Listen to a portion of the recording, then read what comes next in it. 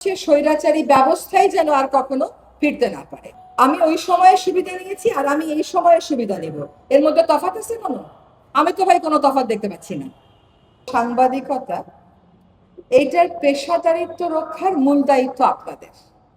ধমকাধমকি করে কোনো লাভ হবে না, ধমকাধমকি করে হুমকি ধামকি দিয়ে তো কোনো লাভ হবে না।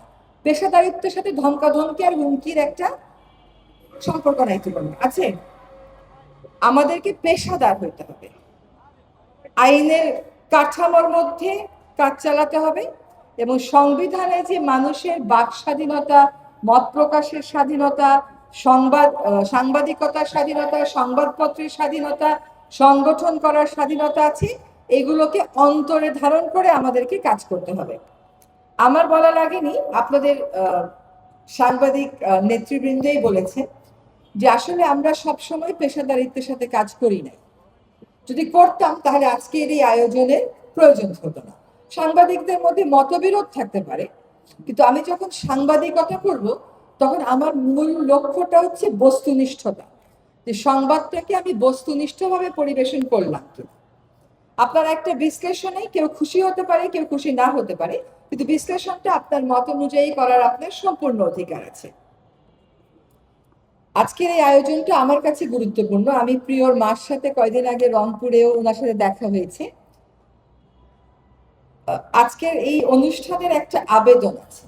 আবেদনটা হচ্ছে আর যাতে কোনোভাবে শুধু স্বৈরাচারের 1, 2, 3, 4 ফিরলো কি না ফিরলো সেটা ব্যাপার না, ব্যাপার হচ্ছে স্বৈরাচারী ব্যবস্থাই যেন আর কখনো ফিরতে না পারে। আমাকে দিয়ে আপনার মতন করে ফাইল সাইন করায় নিয়ে যাবেন, এটাও তো স্বৈরাচার, তা তো হতে পারে না। আমি আইনের ভিতর থেকে আমার মত দেবো, সেখানে এসে বাধার সৃষ্টি করবে, সেটা কিন্তু হতে পারবে না। আমি তো স্বৈরাচার বিরোধী আন্দোলনে সব সময় রাস্তায় ছিলাম, কাজে ট্যাগ দেওয়া, লেবেল দেওয়ার সময় চিন্তা করে দিতে হবে, খালি বললেই হয়ে যায় না।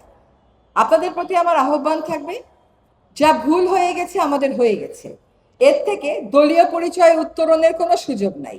এর থেকে পেশাদারিত্ব দিয়ে উত্তরণ করতে হবে।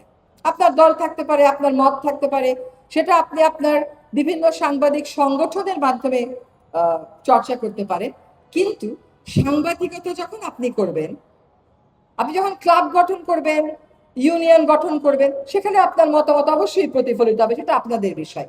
আপনি যখন সাংবাদিকতা করবেন তখন দেশের মানুষ আপনাদের কাছে বস্তুনিষ্ঠতা চাইবে। আজকে যে এই যে নিরাপত্তা নিয়ে কথা হচ্ছে, এগুলো কিন্তু এই কারণে শুধু হয় নাই যে সরকার সবসময় দমনমূলক ছিল, এটা এই জন্য হয়েছে যে সরকারের সাথে থেকে থেকে তো বিগত সরকারের থেকে সুবিধাও নিয়েছেন। যারা সুবিধা নিতে পারেন নাই তারা দমনের মধ্যে পড়ছেন।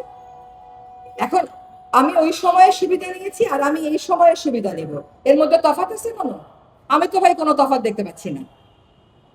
আমি ওই সময়ের সুবিধা নিইনি, এই সময়ের সুবিধা নিব না, আমি আমার সাংবাদিকতার কাজটা করব। এটা যদি আমরা করতে পারি একটা পেশাদার গোষ্ঠী হিসাবে, তাহলে আমাদেরকে দমন পীড়ন করার ক্ষেত্রে যে কোনো সরকার দুইবার ভাববে।